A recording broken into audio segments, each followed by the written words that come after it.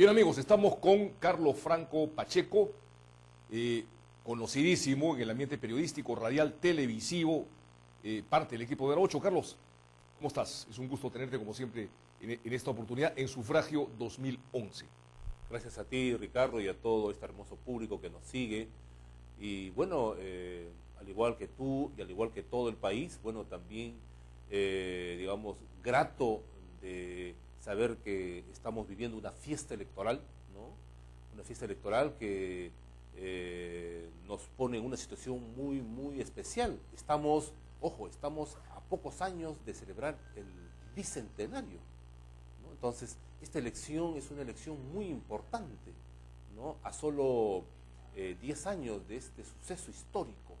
Entonces, creo que esta elección debe darnos la siguiente idea de que lo que acá se va a decidir el día de hoy es una visión, ¿no? Una visión de lo que queremos, ¿no? Otros países lo han hecho de una manera muy singular, definiendo una visión, ¿no? Poniendo una visión y permitiendo que la ciudadanía ejerza en un acto electoral qué es lo que quiere.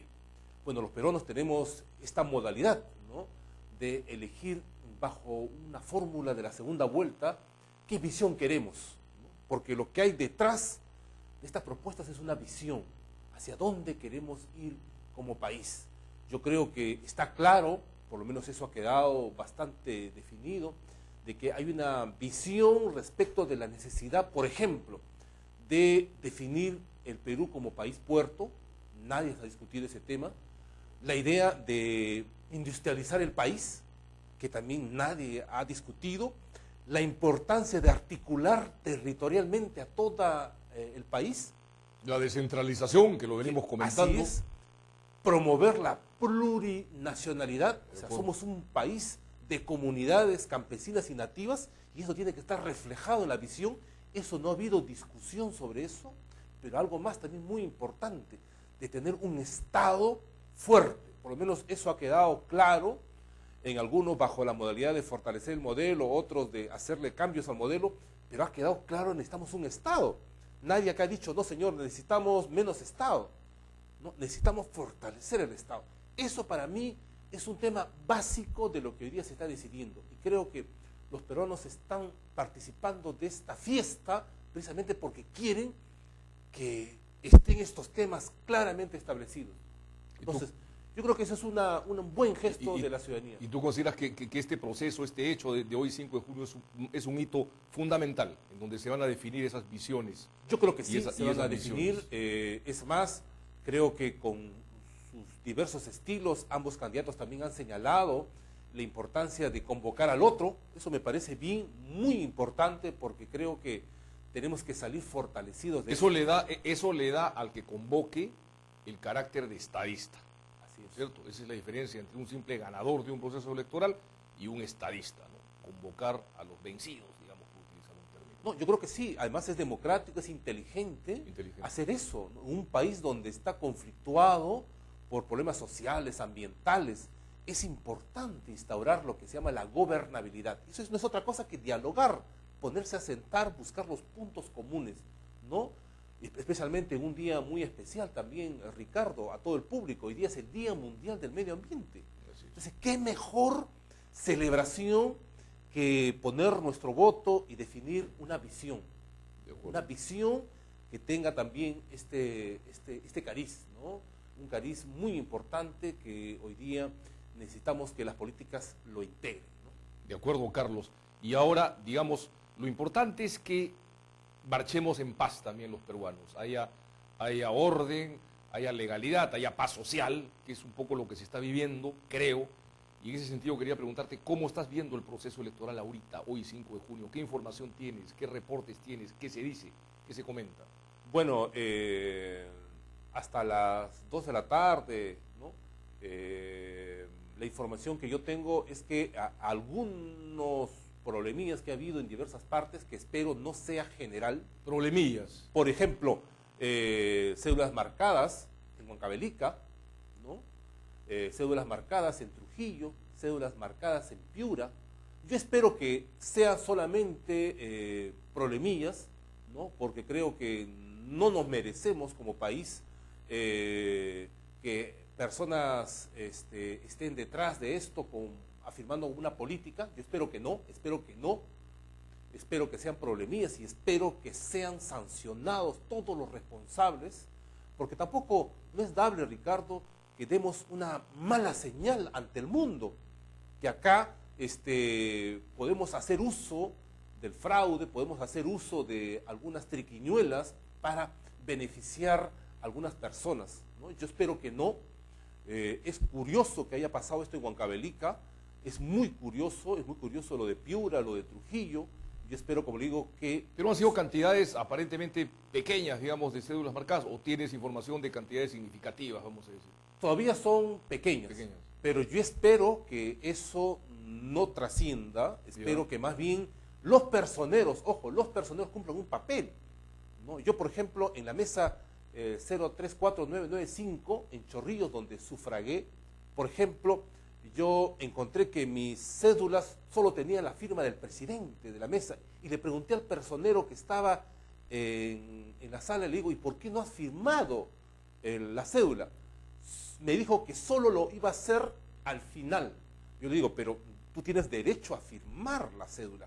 No solamente debería estar la firma del presidente de la mesa.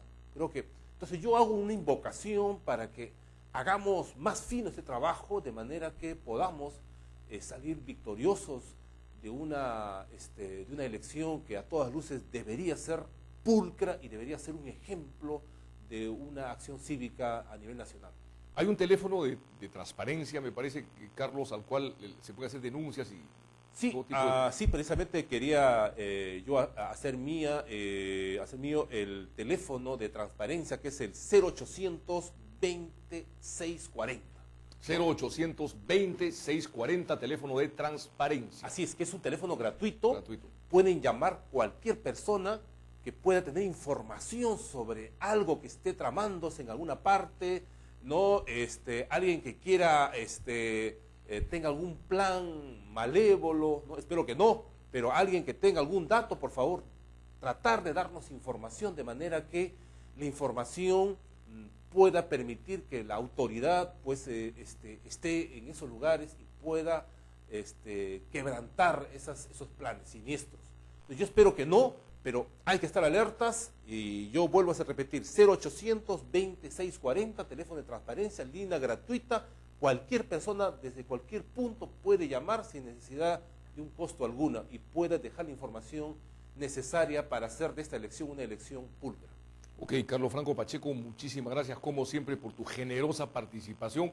En Puno todo tranquilo, aparentemente no se ha escuchado nada en Puno.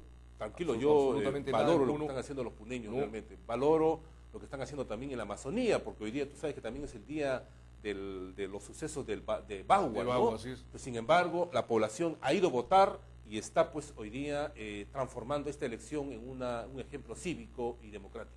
Ok, muchas gracias, Carlos Franco Pacheco. Amigos, vamos a los cortes y regresamos.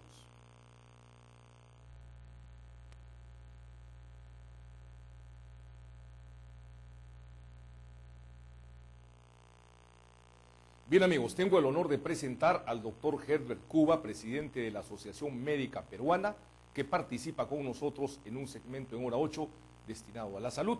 Pero en esta oportunidad vamos a pedirle su opinión sobre una serie de temas vinculados con el proceso electoral. Herbert, muy buenas tardes. Gracias por estar en Sufragio 2011 en esta oportunidad. Muy buenas tardes y un saludo a todos los televidentes. Gracias. El doctor Herbert Cuba es además arequipeño de nacimiento, como muchos lo saben.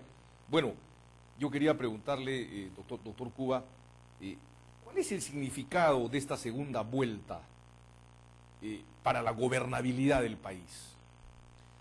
Bueno, lo que se pretende en la Constitución Política del Perú es que el presidente electo tenga una legitimidad, es decir, tenga los votos de por lo menos más del 50% de la población. Se abandona el método de otros países donde el Congreso es el que elige al presidente cuando ninguno de los candidatos logra una mayoría de más del 50%. Si eso fuese el caso, por ejemplo, en el Perú se hubiese ahorrado la segunda vuelta y solamente se hubiesen puesto de acuerdo los dos congresistas electos en el Congreso y hubiesen designado presidente. Sin embargo, en el Perú se optó por el tema de la segunda vuelta, con lo que, separándolo inclusive de una elección congresal, lo que permite que en el Perú tengamos un presidente electo sin mayoría en el Congreso, lo que de alguna manera dificulta también la gobernabilidad. Es decir, se tienen que generar una serie de alianzas, como ocurrió con el gobierno de Toledo, como ocurrió en el gobierno de García, para poder gobernar.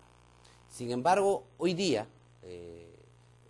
tal como se presenta estos candidatos que han sido catalogados por más del 50% de la población como poco atractivos, no aporta esta segunda vuelta tampoco nada para la gobernabilidad. Yo creo que en estos momentos la gobernabilidad del Perú va a tener que ser asegurada sobre todo sobre las instituciones que existen en el país. Hablamos aquí del buen funcionamiento del Congreso de la República, el buen funcionamiento del Poder Judicial, de la Fiscalía de la Nación, el buen funcionamiento de las organizaciones de la sociedad civil, etc. Sin embargo, creo yo que esto significa un reto. ¿Qué debería ser a partir de hoy, en la tarde o de mañana? Es que ambos contendientes, que saben que no aportan ellos por sí solos estabilidad en la gobernabilidad, ellos deberían poner un granito de arena para contribuir con las demás fuerzas políticas para tener una gobernabilidad. Yo no sé si el sistema va a necesitar una revisión, porque definitivamente, tal cual está el sistema de la segunda vuelta, le puede dar una fragilidad institucional para una ruptura constitucional en cualquier momento, si es que alguna de las partes señala fraude o genera levantamientos en las regiones o genera inseguridad en el tema de la legitimidad del ganador. Esto evidentemente puede poner en riesgo severamente la democracia. Y en consecuencia yo creo que más que pensar el día de hoy en un ganador, nosotros deberíamos pensar cómo aseguramos la gobernabilidad a partir de mañana, porque yo creo que tal como están las cosas, la democracia peruana es muy frágil. Sería un extraordinario gesto entonces del ganador o de la ganadora, lo que le daría un nivel de estadista, digamos, el hacer una convocatoria amplia del país. Sí, yo creo que esta labor que tiene que tener el ganador, porque quien tiene que invitar al perdedor es el ganador. Ese es un tema, ese es el gesto. Jamás el perdedor va a decirle, oye, yo me sumo a ti. El gesto es el del ganador. El ganador tiene que decir, señores, yo te gané, ya estamos, pero tú tienes la necesidad de contribuir a la democracia del país. Te tiendo la mano y además tiendo la mano a tus aliados, porque definitivamente los dos bloques el día de hoy tienen aliados. En el caso de Humala tiene de aliado a Toledo y a sus partidos que la componen en la alianza, que ahí está Acción Popular y está también Somos Perú. Y en el caso de Keiko Fujimori tiene a los aliados, a los 4 partidos que están detrás de PPK, más Castañeda Locio y todo su grupo. En consecuencia, detrás de esas representaciones hay aliados que el ganador tendrá que atender ese puente. ¿Qué sucedería en el caso contrario? Que el ganador dice, ya gané, y en consecuencia empiezo yo una persecución, o empiezo yo una venganza, o empiezo a meter preso a mucha gente porque me insultaron, me agredieron, tomo venganza del tema político muy polarizado. Evidentemente que lo que se va a hacer es poner en riesgo el país, porque él no tiene legitimidad. Sus votos reales en un caso son 33% y en el otro caso son 23%. Son votos reales que a ese sector es a quien realmente representan.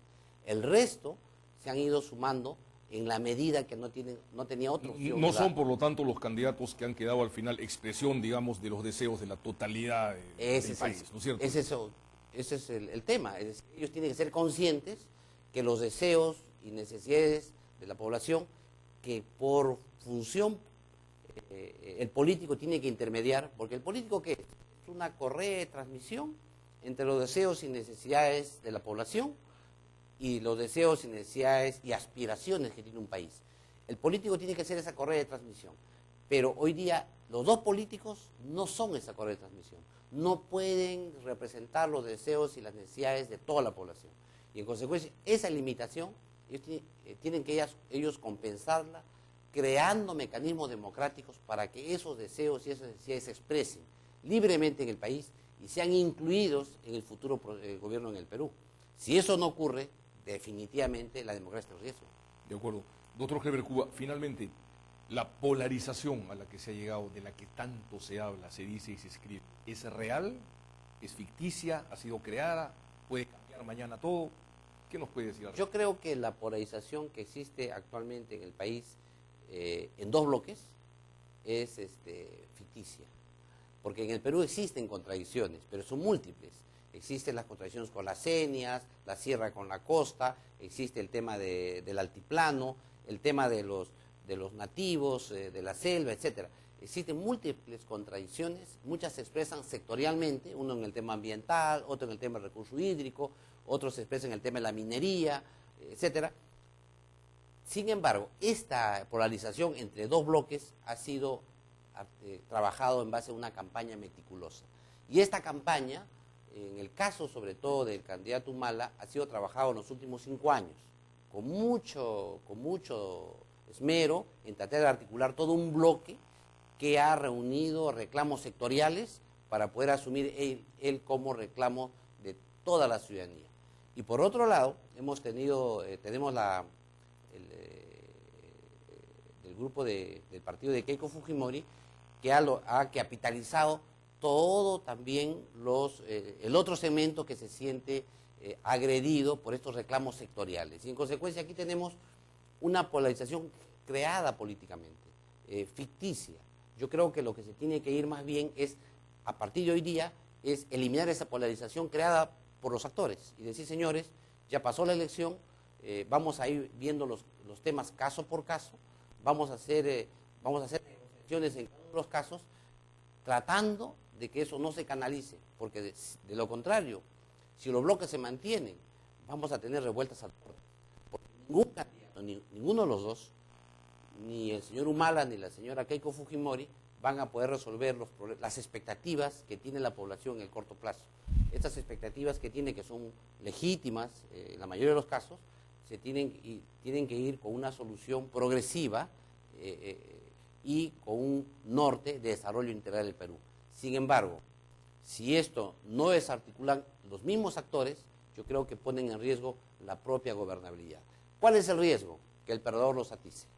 El riesgo es que el perdedor atice esa polarización ficticia ya creada y genere finalmente en el corto plazo grandes conflictos en el país.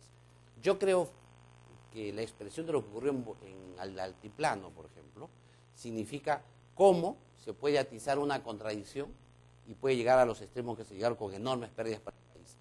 Y el Perú, si uno lo analiza sectorialmente por cada una de las partes del Perú, podemos generar varios baguazos, varios arequipazos, varios temas como Puno, si es que hay responsabilidad por los líderes políticos que tienen que conducir el país. Porque evidentemente el político tiene que recibir la necesidad de la población, pero también tiene que volver al pueblo explicándole cuál sería el norte, cuál sería la dirección que el Perú tiene. Definitivamente, esta elección es muy compleja, es una elección que ha puesto en manifiesto dos modos de ver el Perú, y yo creo que va a necesitarse luego de esto una enorme comprensión del grupo perdedor, de tal manera que el Perú gane después de estas elecciones. Ok. Doctor Heber Cuba, muchísimas gracias por su participación en Sufragio 2011. Estaremos viéndonos seguramente la siguiente semana. Muy agradecido. Vamos a una pausa y regresamos.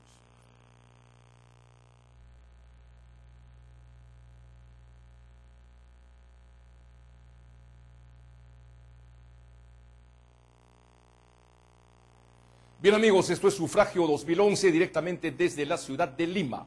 Bien, estamos ya a escaso media hora aproximadamente del resultado, del final del acto electoral, amigos, y vamos a tocar dos temas pendientes vinculados con el día de hoy. El día de hoy se celebra también el Día Mundial del Medio Ambiente, y continuamos con el doctor Herbert Cuba, presidente de la Asociación Médica Peruana, y el conocido periodista Carlos Franco Pacheco, especialista en temas de medio ambiente y temas hídricos, y vamos a conversar sobre eso, sobre el medio ambiente y la salud.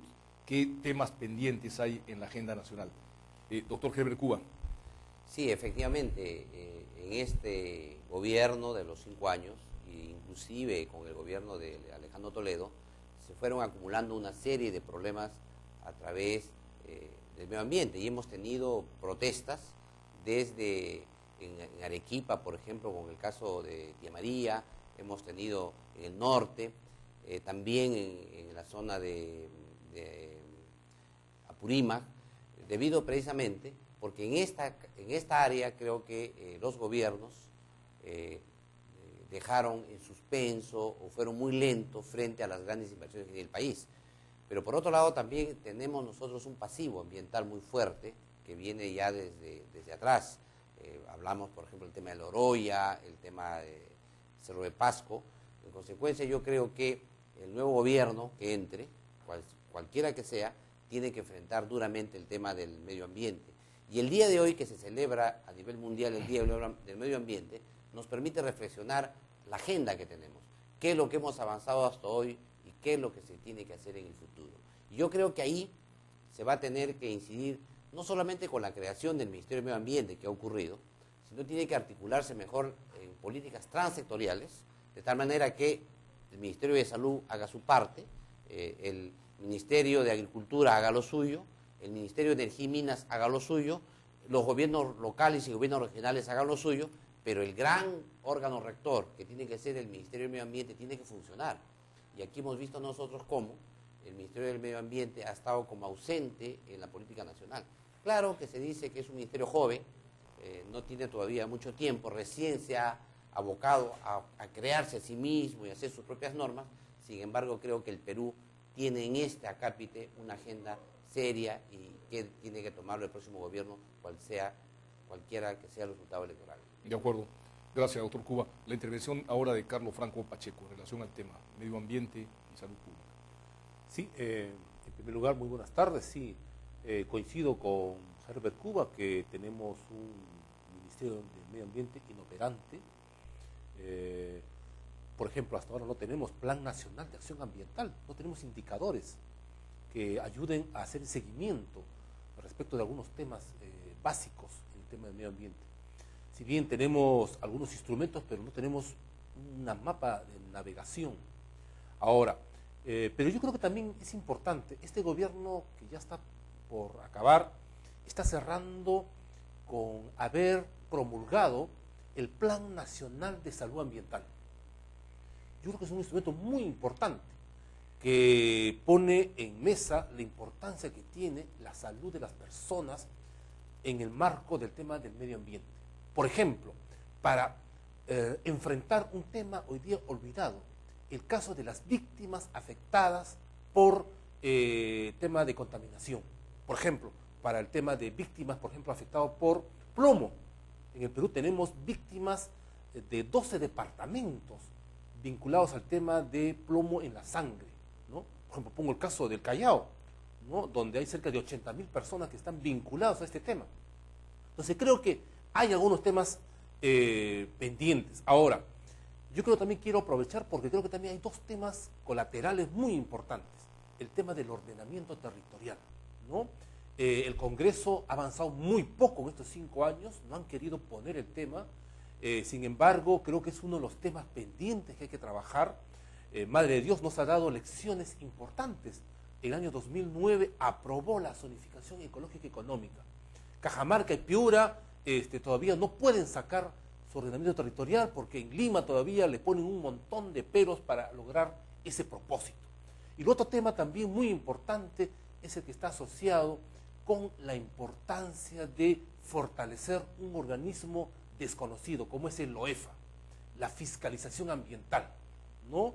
Se dice que no tiene recursos, pero lo práctico es de que tampoco no se hace difusión del rol que cumple OEFA, que es el organismo especializado de fiscalización ambiental, para lograr supervisión, fiscalización para el tema de la gestión ambiental pública y privada. De acuerdo.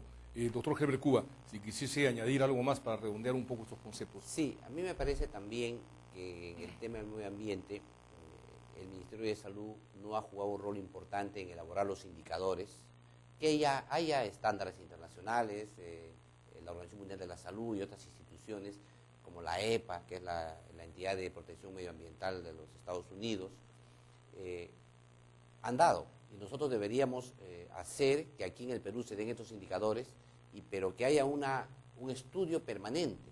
Nosotros creemos que se debería haber creado el sistema de salud a través de policlínicos e instituciones médicas que hagan el monitoreo de la salud ambiental, del impacto en la salud y que reparen a las víctimas que de esto ocurre. Por ejemplo, lo que se habló antes, ¿no? El tema de la contaminación por metales pesados, plomo, arsénico, bismuto y todo eso, que necesitamos nosotros saber cuál es la magnitud del problema. No tenemos ni el diagnóstico. Se cree que existiría unos 200.000 afectados por la contaminación minera, pero no hay realmente un estudio avalado, caso por caso, con diagnóstico caso por caso, lo que evidentemente dificulta saber cuál sería la inversión necesaria para resolver este tema. Ahora, es evidente que el Ministerio de Salud en esto no ha contribuido absolutamente nada porque ni siquiera tenemos los indicadores. O sea, no podemos llevar el pulso porque no sabemos ni siquiera qué buscamos. Un médico que atiende a un niño, por ejemplo, con un tema de problema de aprendizaje, no se da cuenta por qué se debe. Porque no sabe, no tiene ningún centro de salud, le ha hecho dosaje de metales pesados, no sabe que de repente tiene una altísima contaminación con plomo, entonces el médico no tiene ese diagnóstico. Va a emitir solamente, va a decir retardo en el aprendizaje, problema de inteligencia, pero no tiene la causa.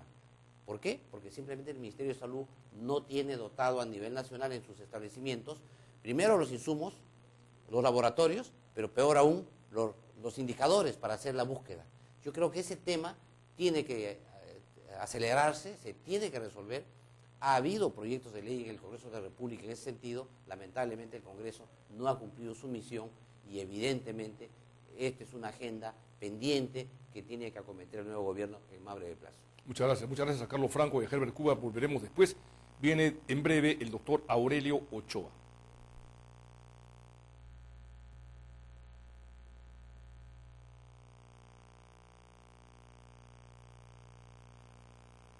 Bien amigos, cuando estamos ya a escasos minutos del final, estamos ahora con el doctor Aurelio Ochoa Lencastre, colaborador de Hora 8, parte del equipo de Hora 8, uno de los hombres que más conoce sobre gas y hidrocarburos en el Perú.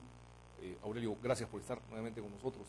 Ricardo, muy buenas tardes, a tus órdenes. Bueno, ya como corolario de todo este proceso, una de las cosas que quería comentar contigo, Aurelio, es un poco la lección de civismo que estamos dando los peruanos en esta oportunidad. ¿Qué nos puedes comentar tú que has venido transitando por Lima en taxi? Bueno, efectivamente es algo a resaltar, Ricardo, lo que se ha observado en las calles de la ciudad y al parecer esto ha ocurrido en casi todo el país, ¿no? Eso es una situación que debe enorgullecernos como ciudadanos porque esto muestra al mundo precisamente el comportamiento cívico de los peruanos, de nosotros los peruanos, ¿no? Entonces, lo que se temía que pudiese haber, ¿no es cierto?, algunos disturbios, en fin, fíjate, seguramente lo van a declarar más tarde los observadores internacionales, ¿no?, que este es un ejemplo para muchos otros países, o sea, la forma que a pesar de haber sido, digamos, como hemos visto, esa esencia que hubo durante la campaña, sin embargo, cómo es lo que al final sucedió el día de las elecciones, es decir, hoy día, ¿no? Entonces, cómo ha trascendido, ¿no? Entonces, esa es una cosa que, de todas maneras, como te señalaba, y acá reitero, nos debe enorgullecer, ¿no es cierto?, esa madurez cívica, que está bien, como en toda elección, que al final es una elección, ¿no es cierto?, hay competencia, hay discusión, hay una serie de los ingredientes que normalmente, ¿no es cierto?, en toda democracia existen, ¿no es cierto?, que si no hubiese todos esos ingredientes, la verdad, tampoco tendrían sabor a elecciones, ¿no es cierto? Entonces, eso es lo que justamente debemos resaltar. Entonces, en el caso de los organismos electorales, la forma como han trabajado, se nota que son muy profesionales, y la otra cosa adicional, que los observadores internacionales, particularmente de la Unión Europea, han saludado porque han ido, y lógicamente ellos han ido a otros países muchas veces, entonces hay gente de experiencia en estas lides. Y cuando se ha acercado y ha conversado con los equipos, en este caso, la infraestructura, porque no solamente son, digamos, los equipos de personas, especialistas en la parte de elecciones, sino además toda la infraestructura que tienen, ¿no es cierto?, informática, por ejemplo, sin muy lejos, entonces han saludado y han dicho, caramba, este tipo de entidades, este es del primer mundo, o sea, así de simple, ¿eh? O sea, del primer mundo, o sea, la forma como ellos han podido observar, porque ellos conocen el caso europeo, en fin, ¿no? Entonces, la verdad se han quedado admirados. Entonces dice, parecía o parece que estuviésemos en países del primer mundo. Entonces, eso, por ejemplo, se ha visto reflejado en lo que estábamos comentando. Esto era preelectoral, lo que te decía, lo que ha visto los observadores internacionales. Pero precisamente lo que ha ocurrido el día de hoy confirma precisamente lo que estos observadores internacionales han podido, ¿no es cierto?, analizar en el país. Entonces, creo que desde ese punto de vista del civismo, esto es algo digno de resaltar, Ricardo.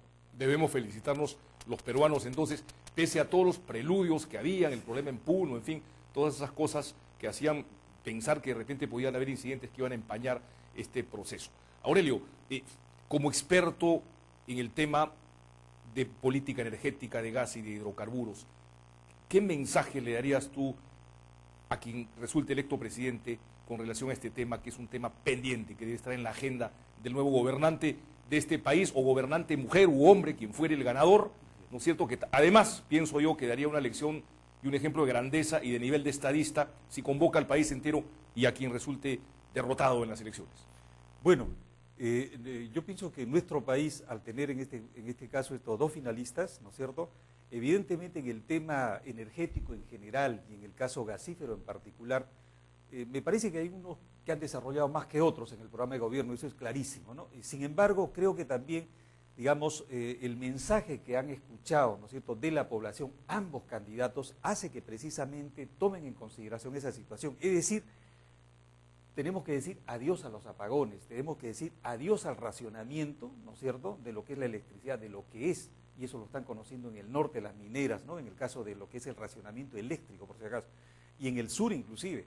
Entonces, y en el caso de racionamiento gasífero, felizmente que en ambos casos, ambos candidatos han señalado de que tomarán cartas en el asunto de tal manera que sea el país el que más se beneficie con sus recursos, y en este caso particular en el gas natural. Entonces, bueno, debemos creerle, porque en el caso ambos candidatos han señalado, ¿no? Entonces, creo que es lo primero que tiene que verse, y el caso, por ejemplo, de lo que es la energía eléctrica, ¿no es cierto? O sea, no tener, pues, estas situaciones, digamos, críticas como lo que han tenido las mineras en el norte, sobre todo, y se ha extendido hacia el sur, entonces, por falta de previsión. Entonces, yo pienso que esas lecciones ocurridas en el hace poco, recientemente, ¿no es cierto? Entonces eso tiene que hacer reflexionar a los equipos de gobierno de ambas, ¿no es cierto?, agrupaciones, de tal manera que se pueda hacer frente y podamos precisamente afrontar, ¿no es cierto?, las necesidades energéticas que vamos a tener para continuar con nuestro desarrollo. Porque ¿qué sucede? Si nosotros tenemos problemas de abastecimiento energético, entonces evidentemente no vamos a crecer en los niveles que hemos venido creciendo. O sea, para sostener ese crecimiento necesariamente tenemos que tener, ¿no es cierto?, un sólido abastecimiento. Entonces, pensar en nuestro mercado interno, y eso es lo que seguramente le ha faltado al actual gobierno, que felizmente ya se va. Antes de irnos, Aurelio, porque ya se acerca la parte final de este proceso, yo quería dos breves comentarios. El primero en relación al rol de Petroperú, ¿no es cierto?, que debería ser también un tema de agenda del próximo gobierno.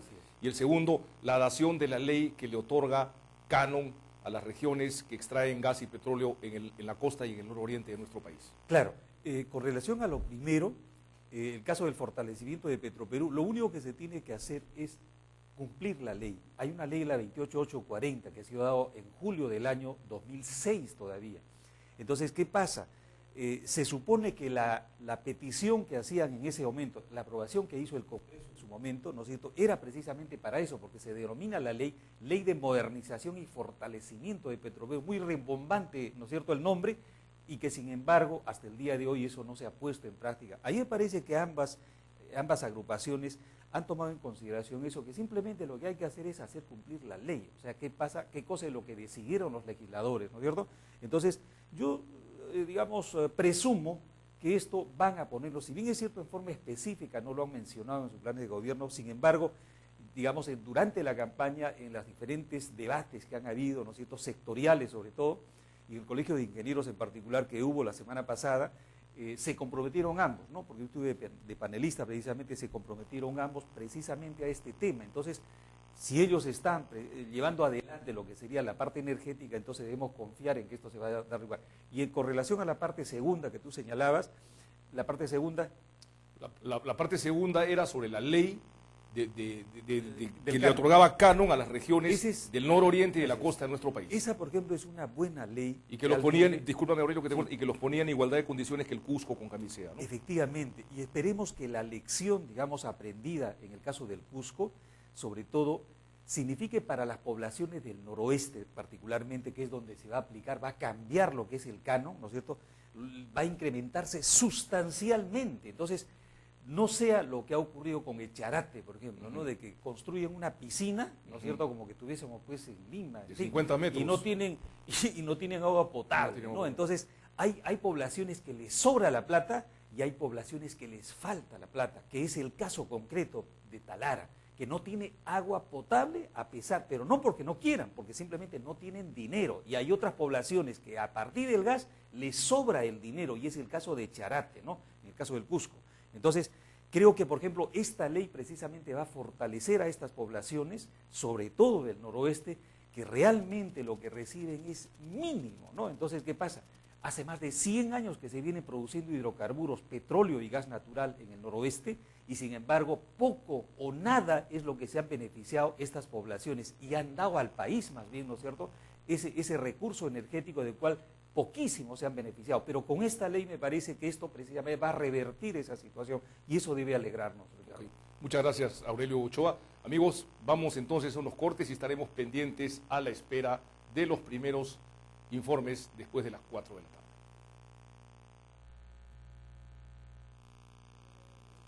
Bien, amigos, los peruanos hemos expresado nuestra voluntad frente a las urnas. En efecto, hemos tenido los primeros resultados proyectados, por supuesto, con los márgenes de error, con los márgenes que normalmente el trabajo desde un punto de vista científico deja. Y con relación a ello vamos a escuchar los primeros comentarios del doctor Herbert Cuba, presidente de la Asociación Médica Peruana y conocido analista, especialista en temas de salud y de política acá desde Lima, en el programa Hora 8 y en esta oportunidad a través de Sufragio 2011. Herbert, tus primeros comentarios con relación a los resultados. Creo que lo que ha ocurrido el día de hoy en las elecciones presenta para el país un nuevo reto. Un nuevo reto porque se ha instaurado en realidad un estilo de trabajo distinto a lo que venía ocurriendo en los últimos años en el país. Y creo que va a haber un momento todavía enorme de reflexión de los actores y sobre todo del propio pueblo, porque de la euforia del ganador se va a tener que pasar también luego al análisis reflexivo. Claro que todavía, según los analistas, los resultados no son confiables, todavía podría existir una variación debajo del 6%, pero evidentemente que la tendencia es al triunfo de Ollantumala, y lo que hemos observado es que ha ganado en modo abrumador en todo el país, salvo Tumbes y Piura. En consecuencia, yo creo que la situación casi podríamos decir que ya está el triunfo de Ollantumala, y en consecuencia el escenario político es nuevo. ¿Qué creo yo aquí a partir de esto?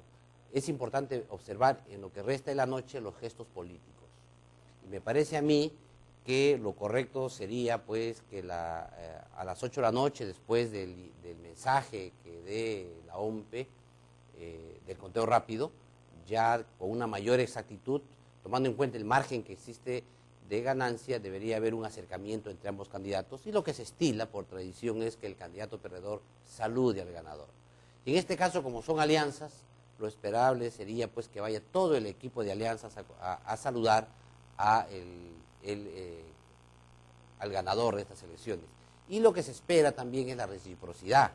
Se espera que el candidato ganador no tenga soberbia, sino al contrario, continúe las formas democráticas que el país requiere. De tal manera que a partir de mañana todos los peruanos podamos construir un país unidos, porque de otra manera si seguimos con el lenguaje confrontacional, el día de hoy, lejos de transformarse en una fiesta democrática, podría ser un día infausto para la democracia en el Perú. Y en consecuencia yo creo que estos gestos alturados que deben existir deben guardarse, y creo sí más bien que el escenario ha cambiado rotundamente, porque vamos a tener un rol importantísimo de las instituciones en el país para preservar el orden democrático. Pero por un lado tenemos el Congreso de la República ya con 67 o 68 congresistas a favor del presidente Humala. Probablemente la mesa directiva del Congreso de la República sea también del partido Gana Perú, y también vamos a tener entonces el acompañamiento del Poder Judicial, de la Fiscalía, de las Fuerzas Armadas. No nos olvidemos que Ollanta Humala es comandante y tiene muchos de sus compañeros de promoción que hoy día ya son coroneles. En consecuencia va a haber un gobierno muy fuerte desde el punto de vista desde el Ejecutivo, con el acompañamiento del Congreso de la República, que va a significar que la forma democrática se respete, porque puede no respetarla también, porque tiene una enorme fuerza institucional a su lado. Sin embargo, yo creo que estos primeros atisbos del nuevo presidente deben significar una clara muestra de que vamos a continuar por la senda democrática y vamos a dar sobre todo confianza tanto a la ciudadanía peruana como a los inversores extranjeros.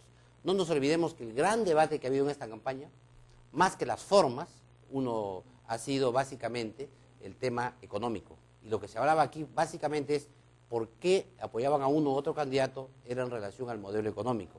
En consecuencia, yo creo que en estas formas iniciales se deberían ya dibujar, esbozar la forma democrática en que se conducirán los destinos del Perú en los próximos 5 años.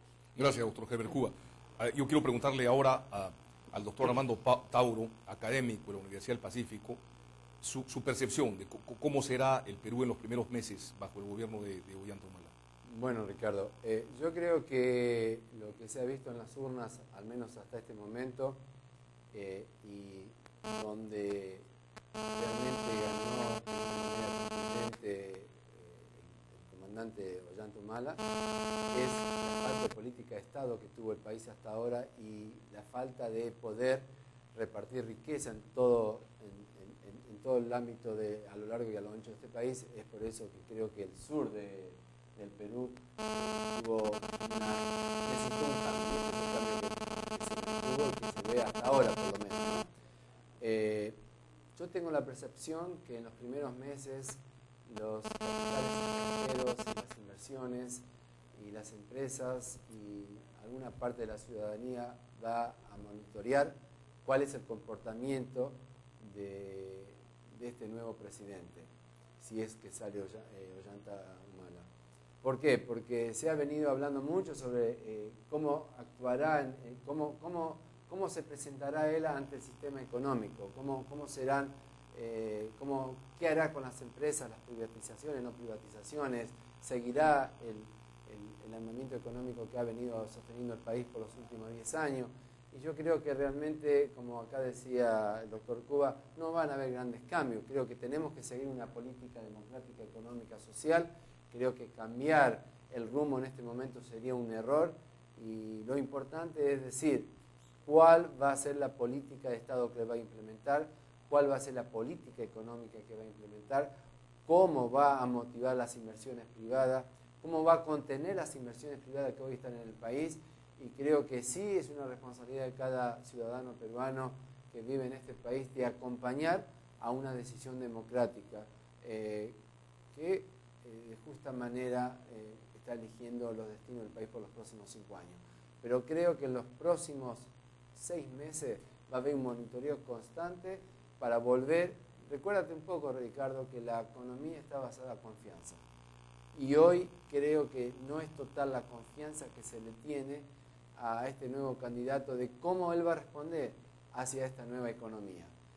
Si él sostiene el sistema económico que viene manteniendo el Perú por los últimos 10 años, creo que rápidamente va a haber un cambio radical de 360 grados y lo van a ir acompañando las inversiones locales como las extranjeras.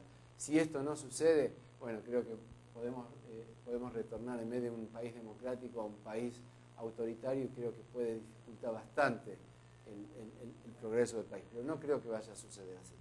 Gracias, Armando. Doctor Tauro, si quisiese añadir algo, por favor. Cuba, Perdón, doctor Cuba.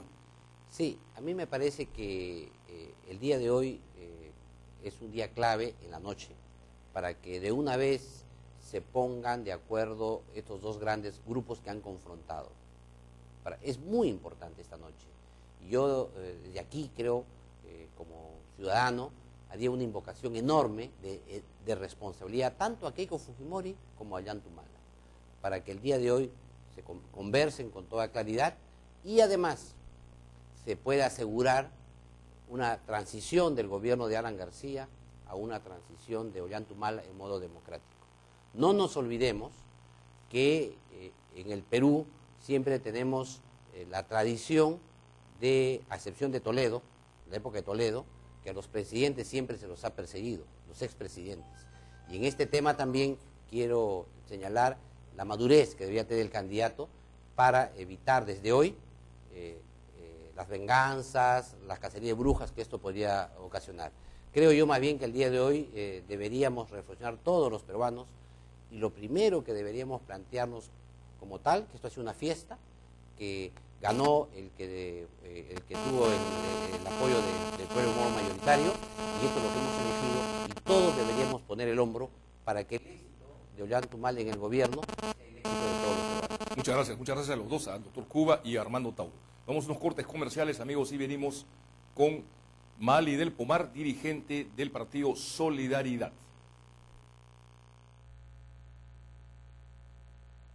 Más connotadas del partido Solidaridad Nacional, y queríamos escuchar de ella sus primeras impresiones sobre el resultado que ya se está, digamos, perfilando, vamos a ser realistas en este momento, Maali. Muchas gracias por estar con nosotros. No, muchas gracias a ustedes por invitarme. Finalmente creo que ha pasado lo que se esperaba. La vez pasada ganó Ollanta en la primera vuelta, y esta vez otra vez ganó. O sea, hay un bolsón de gente que está con Ollanta, que está a favor de él, y que es un grupo de gente importante que tiene que ser escuchada. Finalmente ahora ya ganó, y creo que le va a hacer hasta cierto punto bien al país que esa cantidad de gente finalmente tenga acceso al gobierno y pueda tomar decisiones, ¿no? Como dicen a veces, una cosa es con guitarra y otra es con cajón. Entonces, una cosa es estar en la oposición, como ellos han venido estando, y dando sus quejas y sus críticas sobre los planes de gobierno, sobre la manera en que se lleva el rumbo económico del país, y otra cosa es tener la sartén por el mango, y esperemos que lo hagan lo mejor posible. De acuerdo. Maali, digamos, se decía que un alto porcentaje de las mujeres peruanas no iban a votar por Ollanta Humala, que aparentemente Ollanta Humala tenía, al parecer, no mucho arrastre en el sector de las mujeres. Tanto se creía eso, y creo que hasta el mismo Ollanta lo creía, que hizo esta campaña en la que se sentaba con su esposa en la salita y decía que ella es su esposa y que hay que apoyar a las mujeres. Hizo toda esa campaña de comerciales alrededor del tema del apoyo a la mujer, ¿no? Sin embargo, y además ganó, creo, caló eso en la votación femenina. Sin embargo, por ejemplo, Keiko, siendo mujer, nunca trabajó mucho el tema de género, ¿no? Siempre estaba tanto en los temas generales y grandes, y no iba a lo chiquito, nunca la vi mandar un discurso sobre el tema de género, sobre la inclusión de las mujeres en el trabajo, sobre la violencia femenina. Nunca sentimos que... El desarrollo empresarial, digamos, de la mujer que trabaja en los comedores populares, clubes de madres, en donde en el gobierno de Alberto Fujimori se hicieron algunas cosas, claro que sí. No aprovechó. Y además habiendo sido ella primera dama, ¿no? O sea, que ella ha hecho un trabajo social importante, que ha podido cobrar de alguna manera. Sin embargo, ella creo que quiso jugar a ser un poco más estadista, o tener una figura más general, que no le favoreció. Hubiera sido muy útil para ella que se viera más femenina, que se viera más madre, que se viera más mujer, más esposa. Sin embargo, tú veías a Nadine con Ollanta y las hijitas, y se veía como una familia más no sé si la palabra sea saludable, pero más unida, más estructurada. En cambio, en el caso de Keiko veías a Keiko como engrandecida y elevada por los cielos, a Mark mirándola desde abajo, y las hijas rara vez aparecían en la figura, ¿no? Entonces, yo creo que una familia es una familia, mamá, papá, hijos, todos juntos, como se veía en el caso de Ollanta. No la mamá engrandecida, el papá relegado, hasta hablando otro idioma, eso era bien complicado, ¿no? ¿Tú crees entonces que Ollanta Humala tuvo mejor capacidad de comunicar que Keiko Fujimori? Un excelente comunicador, excelentes personas trabajando alrededor de él en tema de prensa y de imagen. El cambio de imagen que ha podido hacer ha sido excelente. Eso no lo haces así de improvisado, ¿no? Yo creo que eso es un tema que se vino trabajando hace tiempo, y el poder cambiar esta imagen de recalcitrante a una persona más suave, más ponderada, ha sido muy útil. El tema, por ejemplo, de poner en la agenda del debate político el asunto de las esterilizaciones, que supuestamente fueron política de Estado durante el gobierno de Fujimori, también fue un instrumento que lo manejaron bien y que afectó tremendamente. Sí, afectó tremendamente. Y que permitió que muchas mujeres votaran por Ollanta. Claro que sí, claro que sí. Y además Aguinaga, que es un muy buen médico y es un excelente congresista, no supo manejarlo. Aguinaga, yo lo escuché en unas declaraciones en radioprogramas, perdiendo los papeles. Yo creo que ni bien empezaron a tocar el tema, le han debido decir a Aguinaga, por favor, señor, váyase a su casa. Y se queda calladito, porque no podía explicar. Decía que habían sido algunos médicos, pero no era una política de Estado. Y entonces al final le decían, pero una política de Estado, algunos médicos, pero en todo el país, ¿cómo es esto? Y además, finalmente lo encararon con una señora que había sido esterilizada y perdió los papeles. Creo que normalmente en estos casos los involucrados no deben salir a defender las situaciones, porque obviamente están parcializados y van a perder los papeles. Ahora, otro hecho sintomático es, digamos, el triunfo que ha tenido Ollanta al interior del país, y en Lima, Callao, Tumbes y Piura, y por ahí de repente algún otro departamento más, ha ganado Keiko. O sea, en Lima básicamente, que es, digamos, Ganó, pero no. Yo he trabajado mucho el tema de universidades. La UNI, la San Marcos, las universidades nacionales estaban con Ollanta. Yeah. Estaban con Ollanta porque en el plan de gobierno de Ollanta tenía toda una línea sobre ellos, diciendo que se iban a derogar estos decretos legislativos que dio Fujimori para ingresar a las universidades, que iba a ser, tenía todo un tema organizadísimo para las universidades nacionales, y tenía candidatas y candidatos dentro de estas universidades, cosa que Keiko no tenía. Cuando nosotros íbamos a los debates de los jóvenes universitarios en San Marcos, Uni, Villarreal, Garcilaso, nunca veías a nadie de Keiko. No veías a nadie de Keiko ni a nadie de Toledo. Entonces, y el público universitario masivamente estaba con Ollanta. De acuerdo. Eso digamos, ha sido también otro factor determinante. Haber trabajado en las universidades, lo que trajo como consecuencia influir en la familia, en los amigos, en el barrio. Los jóvenes hablan, los jóvenes son activistas. En esta última campaña los jóvenes han tenido una participación importante en la política, lo cual ha sido riquísimo porque no se veía hace un buen tiempo. Sin ninguna duda, sin ninguna duda. El caso de PPK es un caso emblemático que, digamos, en otra posición ideológica también tuvo la capacidad de, en base a buena comunicación, ganarse las simpatías de los jóvenes. Pero sin embargo no pudo hacer que esos jóvenes que votaron por él en la primera vuelta puedan votar por Keiko. Porque cuando él hace el paso de salir de su línea a apoyar a Keiko, siento yo que la percepción de la gente joven se está acomodando. O sea, ya no está viendo por nuestros intereses, ya no nos parece que es tan bacán su posición, nos parece que se está acomodando. Y bueno, si él quiere tomar esa decisión está bien, pero yo voy a votar en blanco. Y un poco que se han mantenido en la lógica, por lo menos lo que yo veía en redes, era que estaban todos en una lógica de yo voy a votar en blanco, nulo, viciado, qué sé yo. La mayoría de la gente que estaba con PPK. Y finalmente han ido decidiéndose por Ollanta en muchos casos porque veían esta gente alrededor de Keiko. Muchos de nosotros, incluyéndome, hemos marchado contra Fujimori en el primer gobierno. Entonces veíamos que estaba la misma gente que había estado con Fujimori papá rodeando a Keiko, y decíamos, se nos hace muy difícil votar por la gente contra la que hemos marchado. Entonces, ¿qué hago? Y la otra opción es Ollanta, que cada vez se va arrimando más a la derecha.